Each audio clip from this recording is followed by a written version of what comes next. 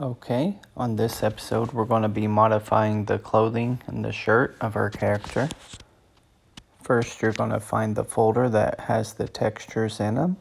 Then you're going to look for the one that says upper outfit. You're going to right click on it, go up to where it says show in folder, and here you're going to look for the PNG file. That's your actual texture file. And you're going to make a copy and save it somewhere on your desktop or wherever you would like to save it from. And after you have that file saved, then you're going to just open it up in Photoshop or your favorite photo editor. In this case, I'm using Ibis Paint because it's free and available to me.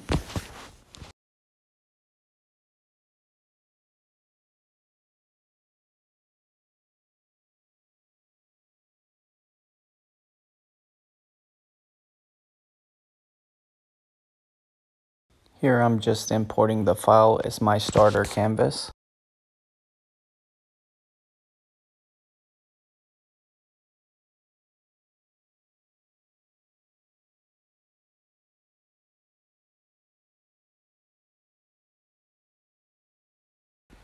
Okay, once we have our file imported, one of the first things I like to do is just get rid of any art that's already on the clothing if it doesn't fit the design.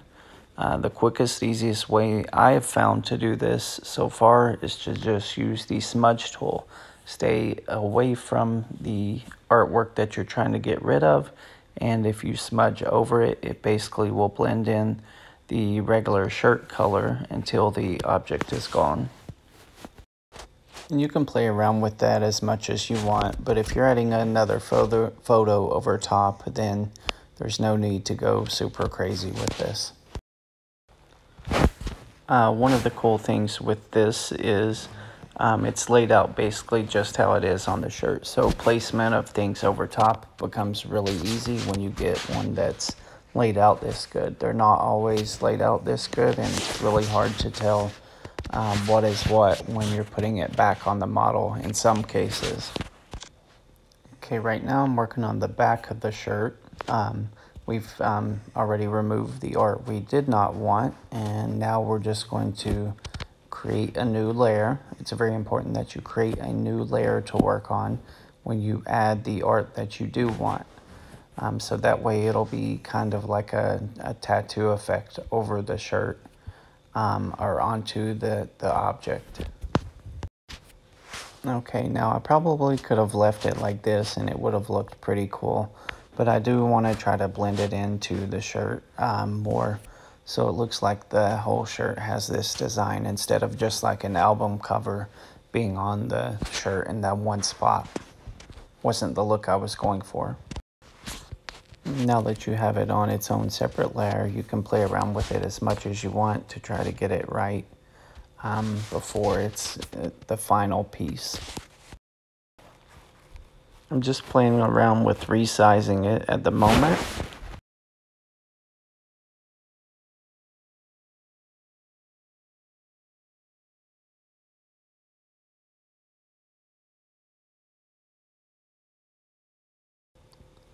Here I'm playing around with the opacity of the layer, which makes it more transparent to try to get it to blend into the shirt a little bit more.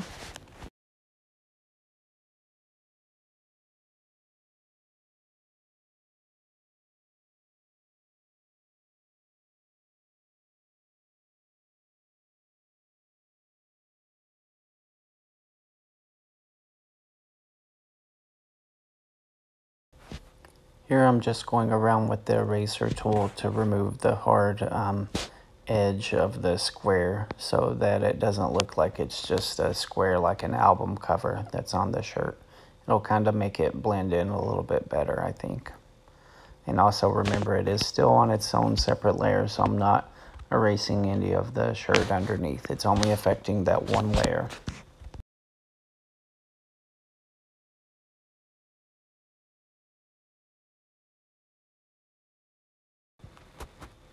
Okay, I'm going to go back with playing around with resizing it, see what looks best and works best.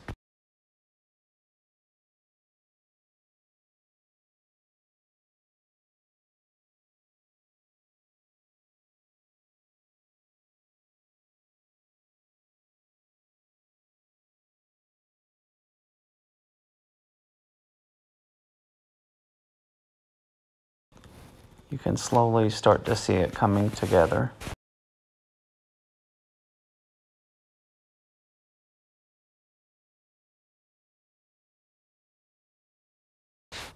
This particular graphic lends itself well to being morphed as well, so it actually kind of makes it look like it fits better than other graphics might look.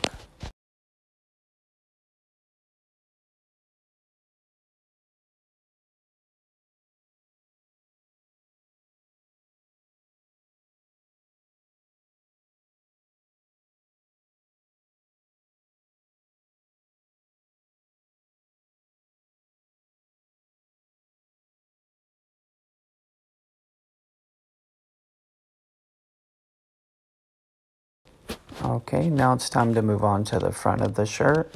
For that, my idea was to throw the famous corn doll on the front. Again, I created a new layer that I dropped the corn doll on, and now I'm just moving it into place.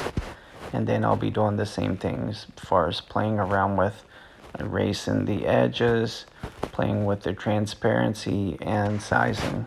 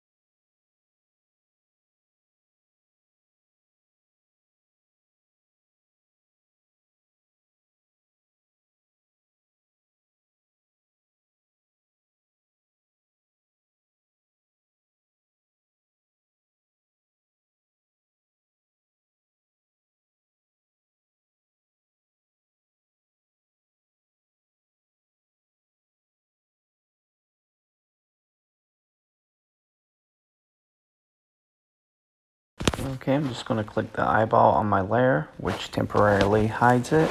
Go back to my base layer, use the smudge tool, get rid of that graphic just so it will blend the other graphic in better when I go back to it.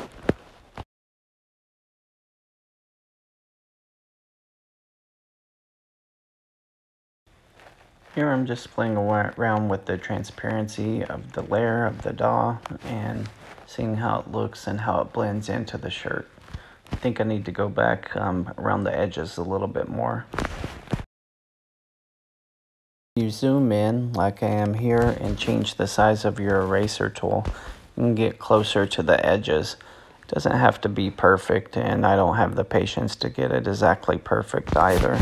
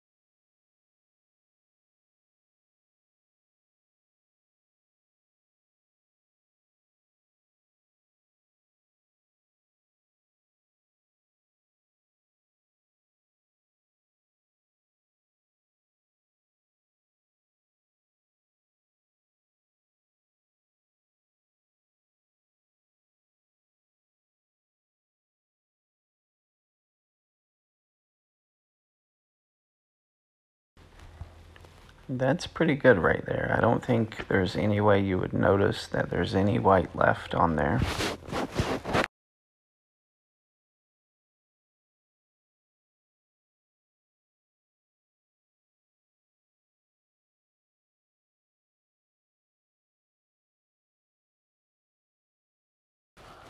Okay, moving on to the arm of the shirt. Here I'm just going to smudge out the design that's there because it doesn't fit with the design that we're going for. The other arm has that orange stripe pattern. To me, it gives me the impression almost of Adidas clothing. So I think I'm going to keep that and copy it for the other arm so that it's unified from both sides.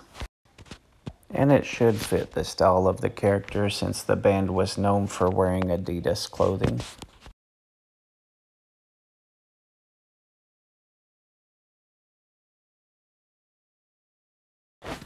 Okay, so we're going to the base layer. We're going to draw a selection tool around that design that we want to copy, and then create a new layer. And we're going to paste that on a new layer so that way we can place it on the other arm correctly.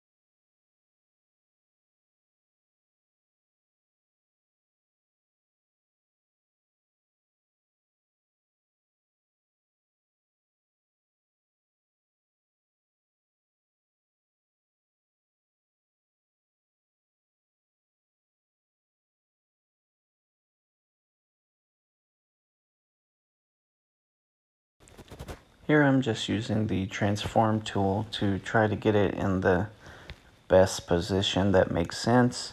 With these things, you never really know until you place it on the model. As you'll see later, I do make some adjustments to get it to fit just right. Okay, it's time to save our file that we made and test it in Unity, see how it fits and looks on our character. So just save it out as whatever you want. Okay, we're going to open our Unity game engine back up and we're going to minimize it just a little bit so we have room to open the folder where we saved the file we just worked on. And then we're just going to drag and drop it into the textures folder that we had opened where we got the file from originally. And then you just drag the texture onto the shirt of the character for placement. Now that we've tried it out, just move your model around, see how it looks, how you like it. I do see that one of the color bars is a little bit off, so we're going to open our photo editor back up. Then you can make some modifications and then put it back in Unity on the model and see if it meets your satisfaction at that point.